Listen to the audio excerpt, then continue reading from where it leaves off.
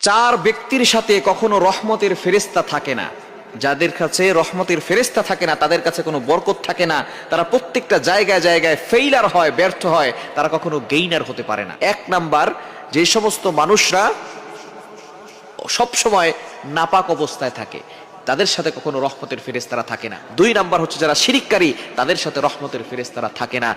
তিন নাম্বার হচ্ছে যারা প্রকাশ্যে এবং গোপনে সব সময় গুনাহের কাজে ব্যস্ত থাকে, তাদের সাথে কখনো রহমতের ফেরেশতারা থাকে না। এবং চার নাম্বার হচ্ছে যারা সব সময় নেশাদ্রব্য জিনিস, নেশাজাতীয় জিনিস সব সময় পান করে থাকে, খেয়ে থাকে, ব্যবহার করে থাকে, তাদের সাথে রহমতের ফেরেশতারা থাকে না।